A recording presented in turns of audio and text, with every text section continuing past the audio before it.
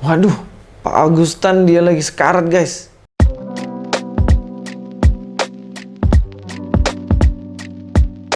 Assalamualaikum, selamat datang kembali di channel ini guys. Kali ini saya akan membahas nih guys tentang seorang mantan pendeta ngakunya, yaitu Agustan. Dia hari ini sedang mengalami kondisi yang tidak baik. Dia lagi sakit dan katanya nafasnya tinggal sepenggal dusta guys. Tapi gini, saya bukan mau mensyukuri, saya bukan senang di balik penderitaan orang. Tapi saya mau melihat di sini segi positifnya, walaupun mungkin itu juga belum tentu terjadi sih. Jadi orang ini kalau menurut statementnya dia minta maaf, katanya selama ini udah keras dengan agama sebelumnya, yaitu agama Kristen. Dan mudah-mudahan ini menjadi titik awal baginya untuk menjadi pribadi yang lebih baik lagi. Tapi faktanya ya kita nggak tahu ke depannya bagaimana. Kita lihat perkembangannya aja. Tapi sebelum masuk ke situ, kita akan lihat dulu video dan statementnya. Alhamdulillah saudara, hari ini ditengok oleh family ya, walaupun kita udah pisah secara keluarga, tapi secara kemanusiaan masih ya, hubungan kami masih terjalin. Kami ditengok oleh Pendeta Daniel. Sekali lagi terima kasih Pendeta Daniel dan istrinya. Cepat sembuh buat Bos ya, biar tetap. Nah ini saya juga mau menyampaikan pesan. Saya juga minta maaf kalau saya keras kepada iman saya yang lalu, tapi saya keras kepada yang salah. Ini saksi, ini nanti saya akan upload. Pendeta Daniel kalau ada apa-apa tentang pelayanan ngomong sama saya, Islam akan bela mati-matian. Saya akan bela, selagi itu benar ya, saya akan bela. Ini sekali lagi saya juga minta maaf. Ini masih family. Ya saya keras karena kalau memang amanat agung untuk beliau. Tapi sekali lagi jika tidak, saya akan bela. Walaupun musuhnya sama-sama Islam, saya akan ada.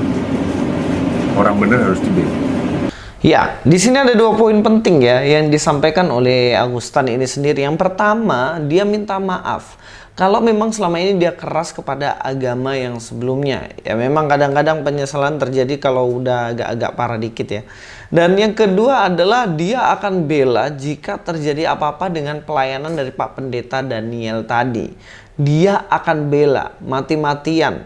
Yang ketiga, dia membela adalah orang yang benar. Kalau misalnya amanat agung itu salah, dia nggak mau bela. Tapi kalau benar, dibela. Oke, 3 poin ini. Dan yang keempat, yang menarik bagaimana dia mengatakan bahwa Pak Pendeta Daniel ini ya memang baik gitu ya. Bisa kunjungi dia dan masih ada terjalin silaturahmi.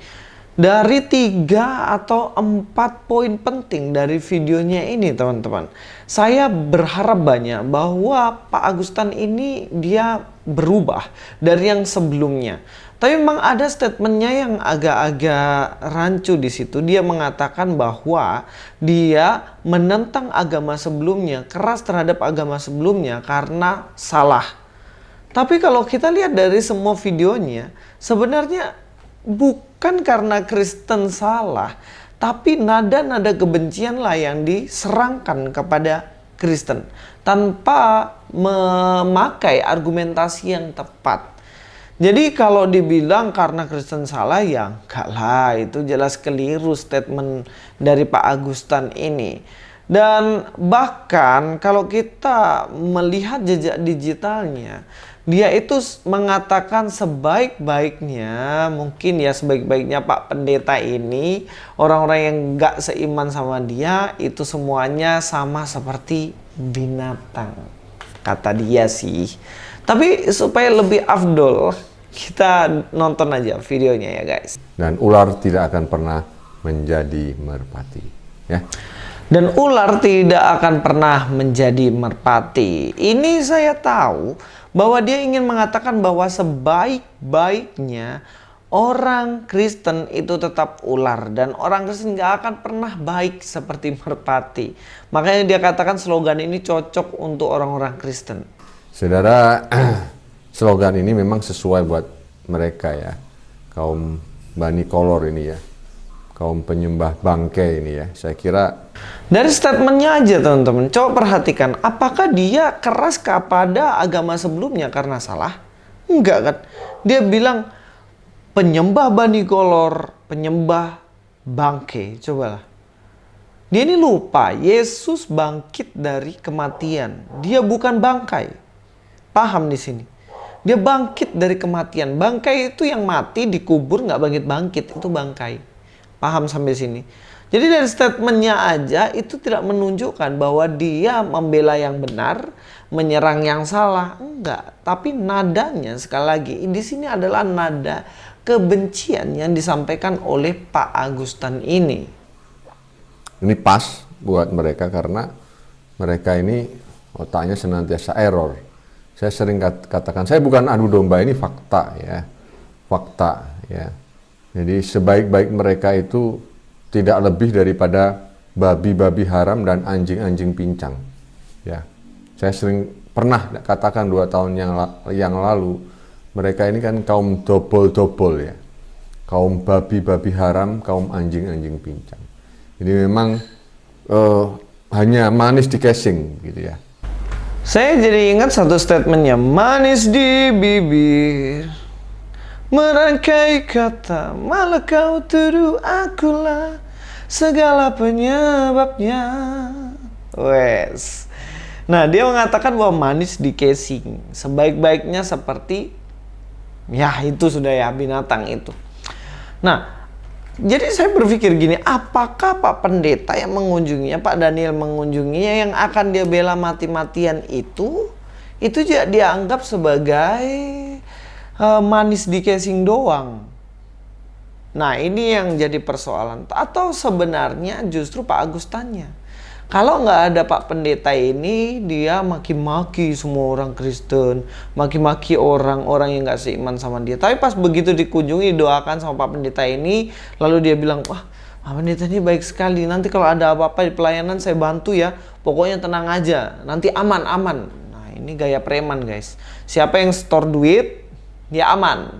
Tenang ya, nanti kalau ada yang ganggu kamu, nanti saya datang bela kau, karena kamu sudah store. Tapi kalau nggak store duit, oh berani lawan saya. Nah, jadi kayak gini, ini gaya premanisme guys. Nah, ini sesuatu yang kontradiksi yang disampaikan di Pak Agustan ini di dalam channelnya. Silahkan cross check sendiri di situ. Ini setidaknya buat kita itu paham, kita itu mengerti. Bukan masalah suka tidak suka, bukan masalah menyebarkan kebencian, tidak. Tapi ini fakta. Fakta, dan ini memang benar-benar terjadi begitu loh saudara. Kalau kita melihat pada realitas kenyataan apa yang dirisalahkan di dalam firman-Nya ya, untuk membuat satu kondite tidak nyaman, dan mereka senantiasa playing victim dan juga framing, ini kan salah satu bukti, dan begitu banyak ya. Dari statementnya juga lebih menarik lagi, dia bilang katanya orang-orang Kristen tuh sengaja mendesain playing victim dan lain-lain untuk menyebabkan kondisi keruh di Indonesia ini. Tapi perhatikanlah di Indonesia ini, siapa yang menjadi sumber konflik gitu, yang selalu ada konflik?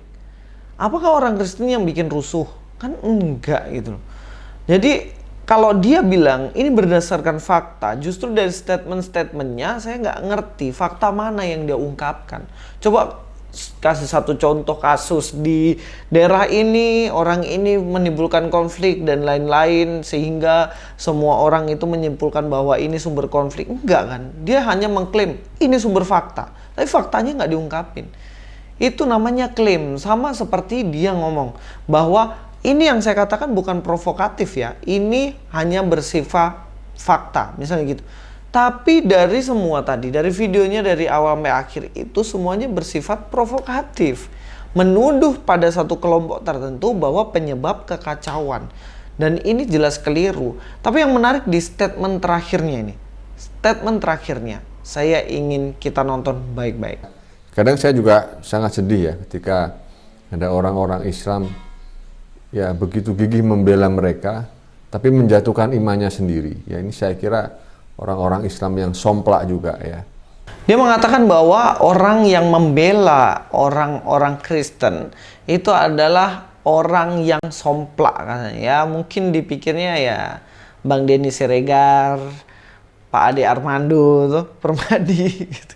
Nah, ini 3 orang somplak ini karena mereka membela orang-orang Kristen.